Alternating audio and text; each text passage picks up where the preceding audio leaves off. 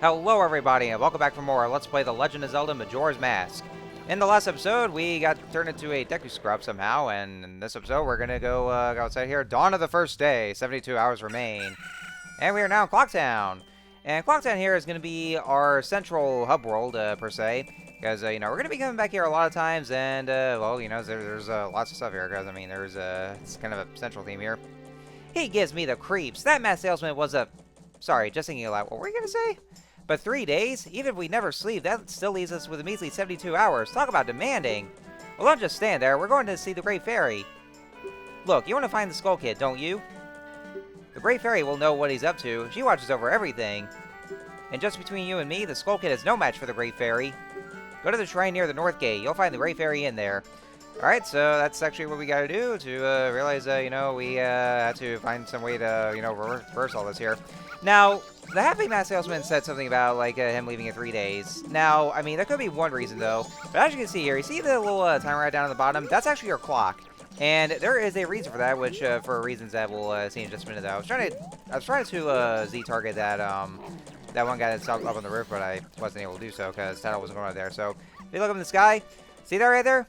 See that evil, angry-looking moon with a face? Yes, that right there is actually some kind of a concern that we have here. And how is it a concern?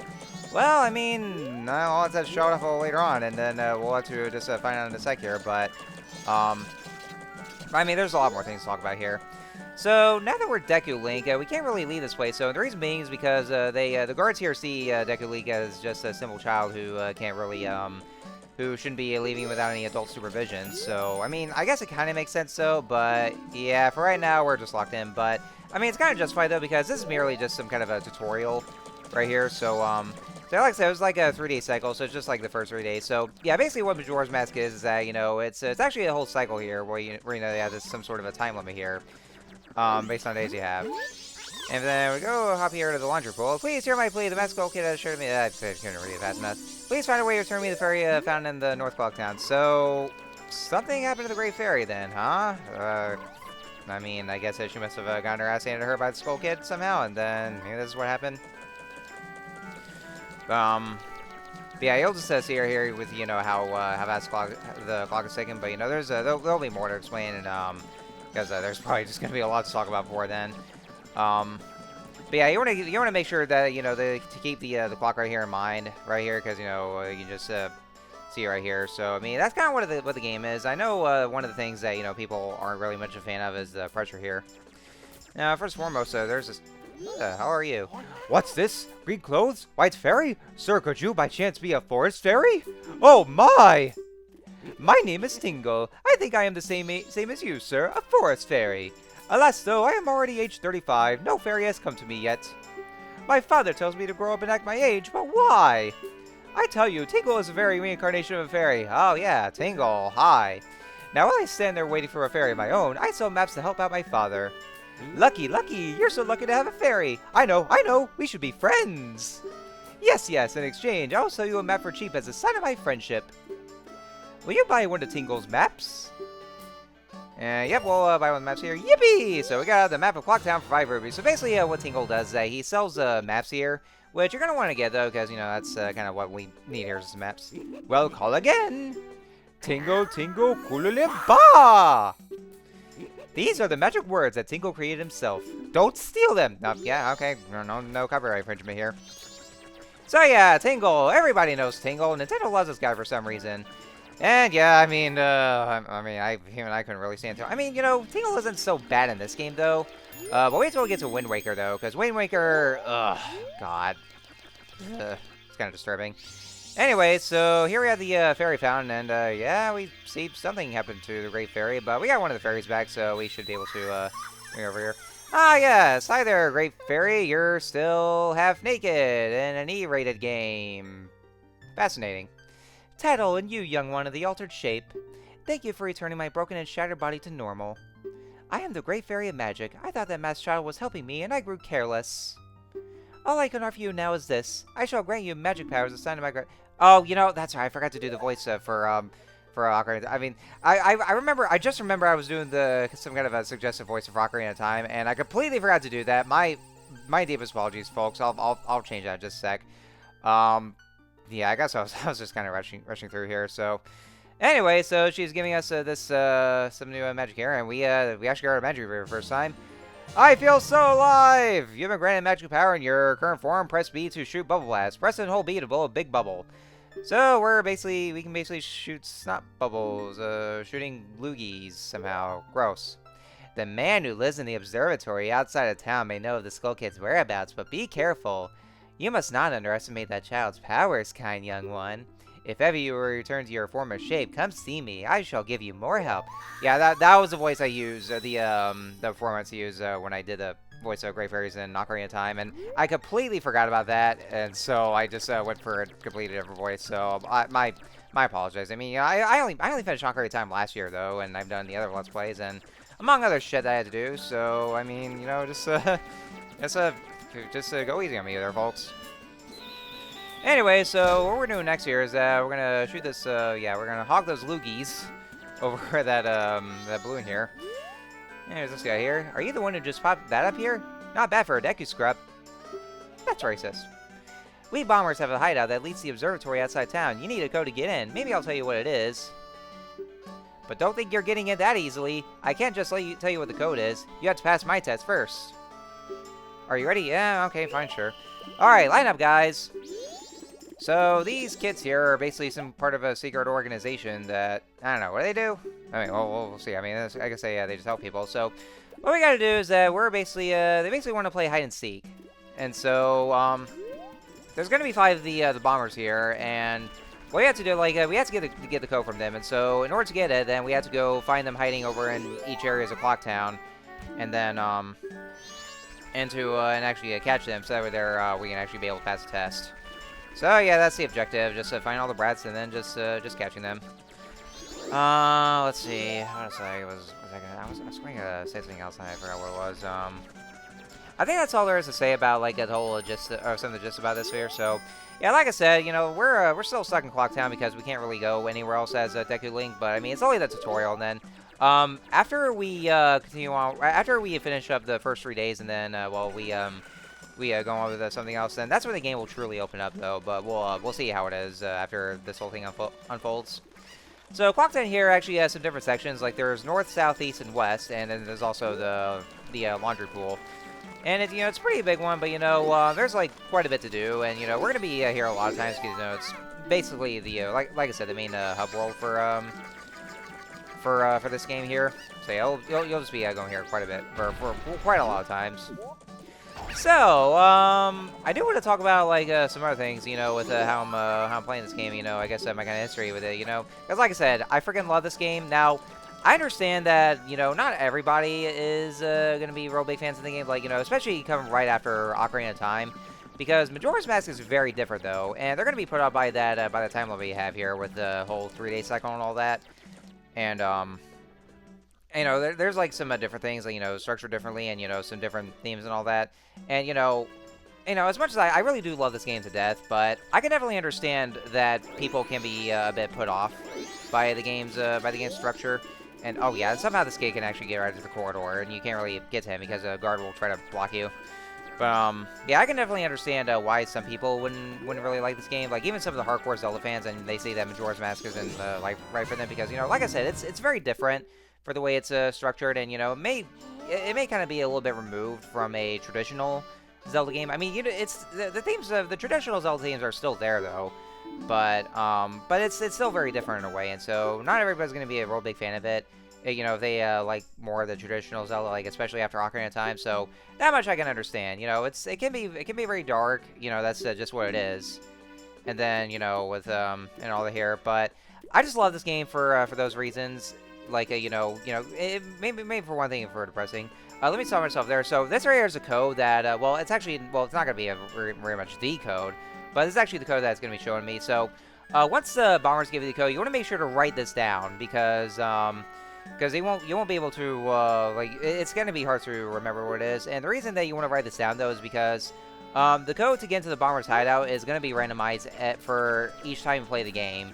So, and there's not going to be any kind of way to actually, well, maybe there is, I don't know, to be able to just try to see the code again. But yeah, make sure you write that code down. Well, especially in this version, though.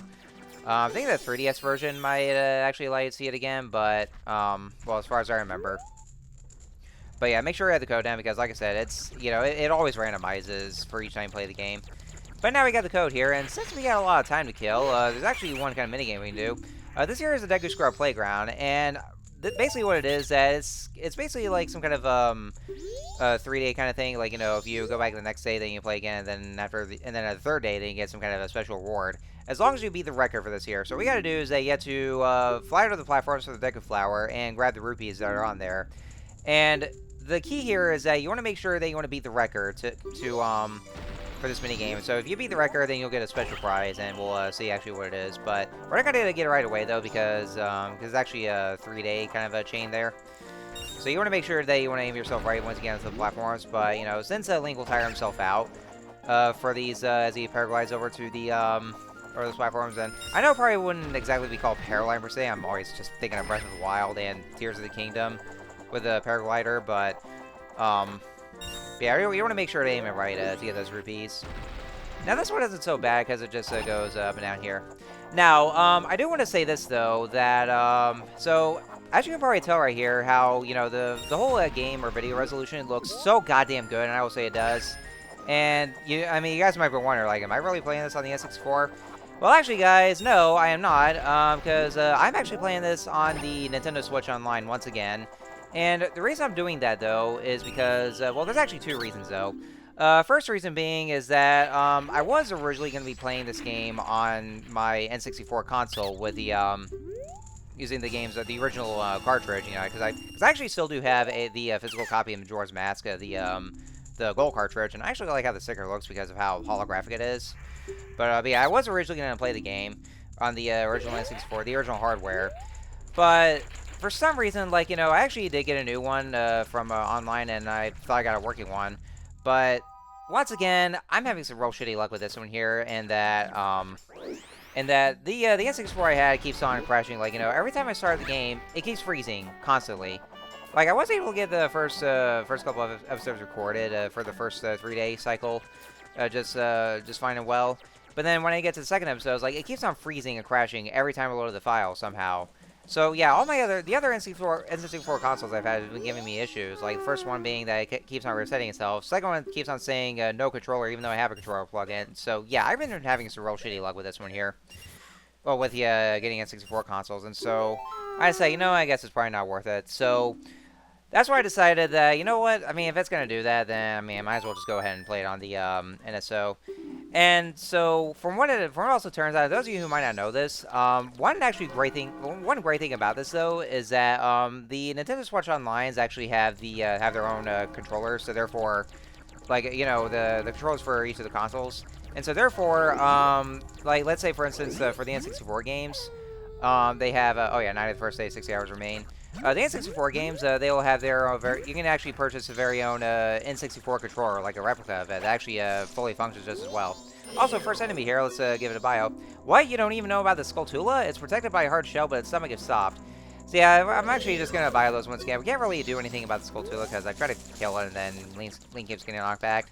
Also, I love how Tattle actually is a little more vague. It has more personality than Navi's bios in Ocarina of Time. But yeah, unfortunately though, the NSO actually has their own kind of controllers for the for those games. So like, so I was able to actually get a replica of the N64 controller, because it actually works so much better with it here, and so that way there I can actually be able to use that, and without having to scroll. Like, let's say if I were to play the Ocarina, I can actually just use the C button. So that's actually one thing I'm real grateful for about the NSO as opposed to the other Virtual Console games. Also, by the way, I freaking love this place. Because look at this here, mainly because of the Rainbow Staircase. Like, you know, the music that plays here really fits so well, and also the Rainbow Staircase. I know it's supposed to be some kind of a coloring error, that's what it is, and so they weren't able to fix it, though. But I actually love it this way. Which, of course, granted, though, they fixed that in Majora's Mask to where it actually looks like a regular staircase, and that was kind of disappointing, though. But in this one, I really do love this one. It looks so colorful, and the music fits well for that. That elevator troublemaker from the other day said he'd break my instruments. He said he'd steal my mood chair. There was no stopping him. Even now, just watch him. He's probably causing trouble around the clock tower. Alright, so we're going to go ahead and gaze in the telescope right here. We're going to want to do that here because, we're going to need to grab something from, that's supposed to be from the moon here. So we zoom in here. And there's a... Oh, yeah, there's a Skull Kid. He somehow made his way up here. I don't know. Well, probably because of the power of the mask somehow that he was wearing. Oh, no, that moon's pretty sad here. Oh, I just did a tear. Oh, is it tears of remorse? Oh, that poor moon. That poor, ugly-looking, scary moon that might kill everybody in 3 days. And yeah, that's actually what it was going to be. But, I mean, you'll probably see there, so... Also, he decided to shake his ass at us, just to taunt us. Okay, yeah, I see it, you little shit.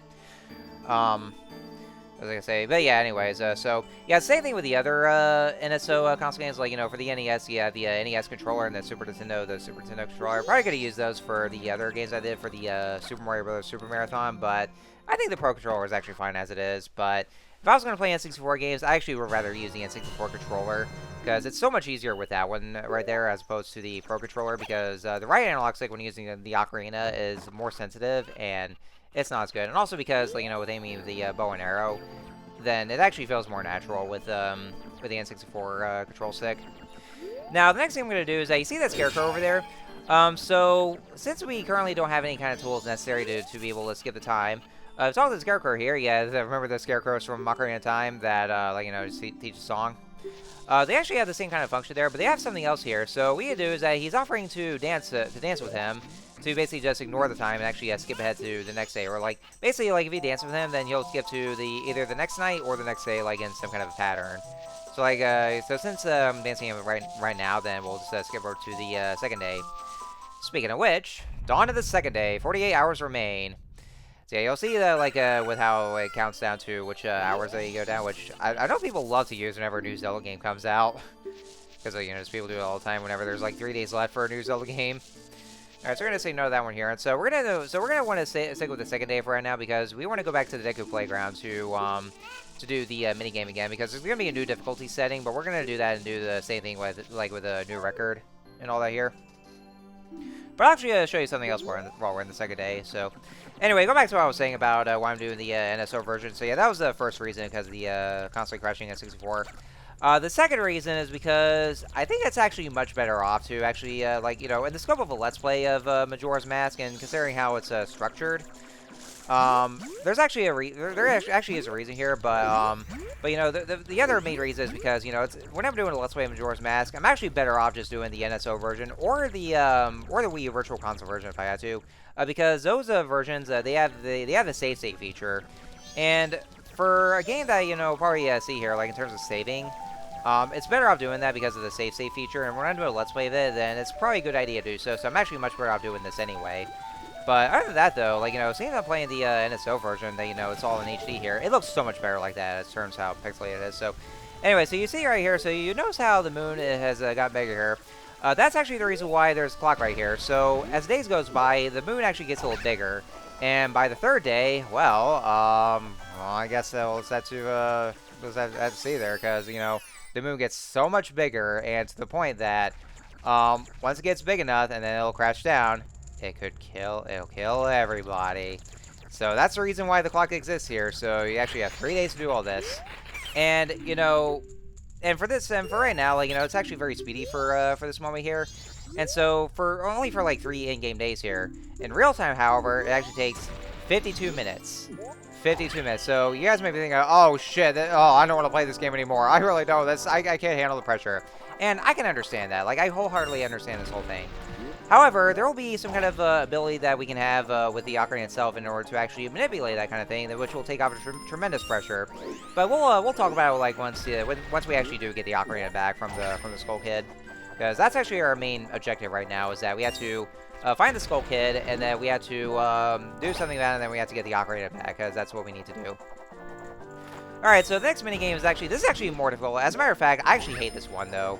And also, this is one of those reasons why, you know, it's also better off playing the NSO version or the Wii U Virtual Console version with that kind of save feature. Because what I just did there, like, you saw notice those jump cuts, is that I went ahead and used the save feature, because I actually really do hate this difficulty, because they actually go in some kind of in this horizontal pattern, and you want to make sure you want to aim carefully, because if you land on the floor, it's game over, and so you're actually disqualified from this one. You have to try again. So that's actually the reason why I wanted to go ahead and did that jump cuts here, because I used the save feature, or the save feature for this here. in case I actually screw up, because that's what I did, and it took me a long time to get through this. So you know, for mini games like these here, then it's actually a real good idea, especially for a 3-day cycle for this here. So one of the reasons why I'm better off playing the NSO version anyway. So anyway, folks, so I'm gonna go ahead and leave it here for right now because you know, I guess that's kind of out of time here. So. Next time on Let's Play Majora's Mask, we are going to do other things here in Clocktown, and then we're going to see, we're going to do some about Skull Kid. So, I will see you guys next time.